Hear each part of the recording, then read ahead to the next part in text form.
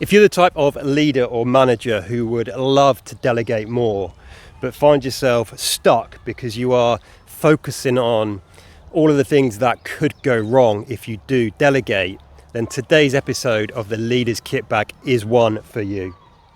In this episode, I'm going to speak about 3 areas of focus that will really help you change and shift your mindset and help you overcome some of the common blockers that many leaders and managers have around delegation.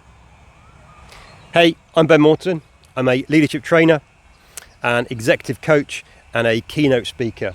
And everything I do is based on the core belief that our job as a leader is to look after, support, and develop the people we've got the privilege and responsibility to lead so that they can deliver the results we're accountable for. So, to today's topic, overcoming some of these mental blockers or the fear we have about all the things that could go wrong if we were to delegate. And the first thing to think about here is we need to be kind to ourselves on this one, because as a species, we humans have a negativity bias. We will naturally, many of us will naturally focus on all of the things that could go wrong, all of the threats and dangers. And we do that for a very good reason, right? Historically, it has kept us safe because we've been tuned in to the risks and threats. It's stereotypical, yes, and slightly cliched, but it's because it helped us realise that the saber-toothed tiger was a threat, so we need to watch out for them and stay away from them. And we continue to use this same thinking in the modern world, especially at work. And this leads us to overly focus on all of the risks of delegating. And the thing is, it is true. Yes, there are risks to delegating. We could delegate a task and it might not go according to plan. A team member might make an absolute disaster of it. Or they might not if we delegate with enough time and we coach and support them. But regardless of that, we tend to focus on all of the risks and we don't focus on the potential upsides and benefits. We don't even focus on the risks of not delegating. So in today's episode of the Leader's Kitbag, I'm going to try and shift your mindset or perspective by giving you 3 areas of positive focus around delegation. 3 areas where there is a big upside to be gained. And the first of those is by thinking about the benefits to the organisation if we do delegate. The first of these is we have a more efficient, effective and productive team.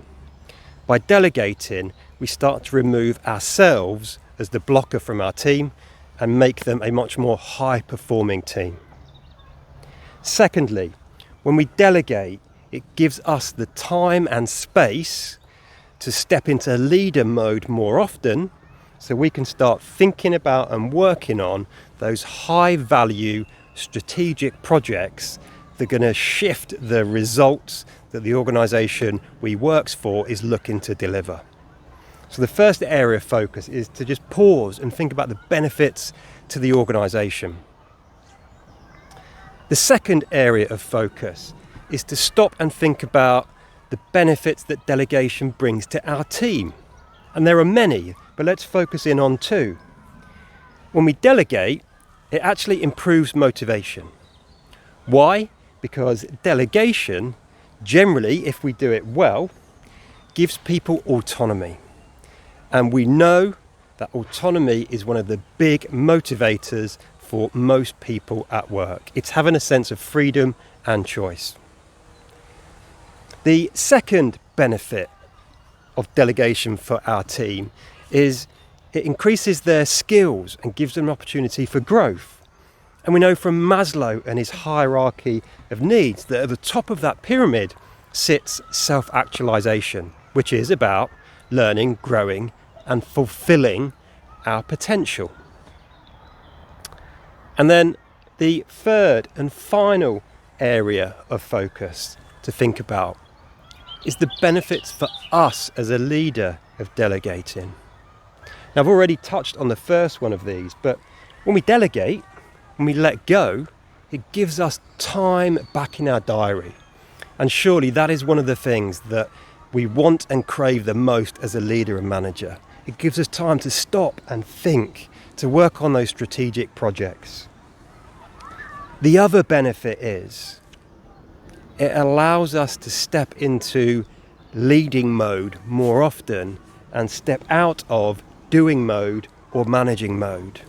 And if we've got more time for leading, our team are going to be more engaged, more inspired, more focused on the vision, and just better supported, so we can keep delegating more and they keep delivering better and better results. So by delegating, we very quickly get onto a virtuous upward cycle of positive effects and impact. So you see, there are a huge number of benefits from delegating, along with some risks of delegating, and don't forget the risks associated with not delegating. That's it for this episode of the Leader's Kitbag and for this block of content that I'm sharing with you. If you want to improve the delegation skills for yourself or for your organisation, then check out my website at ben-morton.com, where you can find out more about the leadership training, the one-to-one coaching and the conference speaking that I do. And once you've taken a look, drop me a line via chat at ben-morton.com and let's start the conversation. Until then, look after yourself, look after those you've got the privilege and responsibility to lead. And as always, lead on.